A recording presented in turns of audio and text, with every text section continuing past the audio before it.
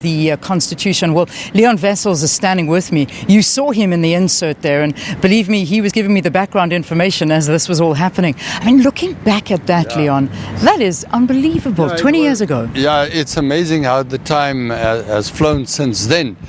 But it is also amazing looking back to reminisce about those days. I've never worked with a group of people so dedicated and so motivated as the people of the Constitutional Assembly. At the time, I have 3 pictures in my possession. They were all taken during formal sessions, and in the background is the clock of the old assembly, and it indicates that it was 3 o'clock, 4 o'clock, 5 o'clock in the morning. Wow. So time was not an issue, and everybody was so committed. It was a wonderful experience to have been part of that all. And I think, of course, we honor those that sacrificed and those that struggled, and of course we honor the leadership and Nelson Mandela in particular. But one should never lose sight of the many, many, many citizens that cared to make submissions to the Constitutional Assembly, and the many, many technical people involved that argued and squabbled and battled about how the I's should be dotted and the T's should be crossed. Because, I mean, when you think about this, it was something that was, I think many people thought it was going to be impossible. 2 years was the deadline, and that was it. I mean, you were given 2 years to adopt this constitution. The election was held before this, so obviously you're negotiating with the ANC, with a party that had an overwhelming majority, and there you're sitting trying to adopt this constitution, and yet it happened a few minutes after the deadline, but it happened. One must not lose sight of the fact that after the election, the power lines were different. The ANC were now in power. It was a completely different power relationship. And yet the ANC and those involved all had a stake in this constitution. Different people will claim, I made this input, I made that input, and one should grant them the accolades they deserve. But the remarkable thing of all this is that the process was supposed to be concluded by midday on the 8th of May 1996, and we didn't meet the deadline. We finished 8 minutes past 12, and that is still one of them. The major achievements that I've ever been part of is concluding our task within the time frame.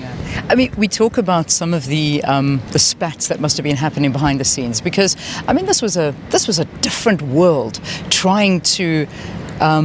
It was 2 worlds trying to come together, and there's no other way to describe that. But was there ever a moment where you thought, this is going to break down, this is not going to happen? No, I think what one must appreciate is the fact that there was a particular brotherhood and sisterhood that had developed between the so-called constitutional fathers and mothers.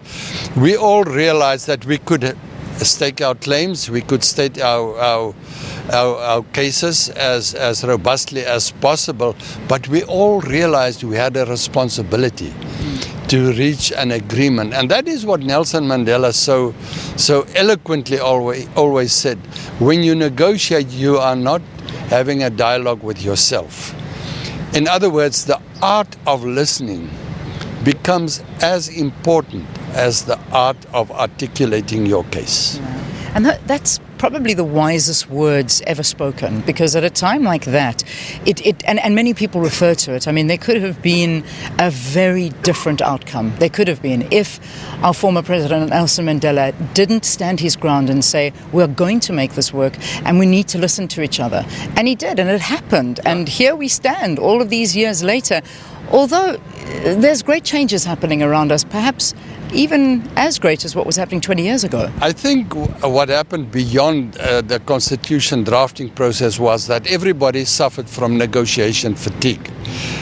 And we lost sight of the fact that South Africa works best after we've had a good fight, and then we sit down and talk. And we all realize that we're in this together, and we have to find a solution. And that was the beauty of the constitution drafting process, is the fact that failure was never an option. We knew we had to finish on time, and we knew we had to reach agreement in the interest of all of us. And so we moved way beyond party political interests. Leon Wessels, I have to leave it there, but thank you so much for talking to us here on the program. Enjoy the event today. I know that there's been a lot of invited guests, those that drafted the Constitution, some veterans that are going to be here, and a big discussion around the Constitution and where we are today. So we'll take a break now. When we return, Musiwe Lakota, I can see him at the corner of my eye over there. He was also a key role player in the drafting of the Constitution. He'll be our next guest. Stay tuned.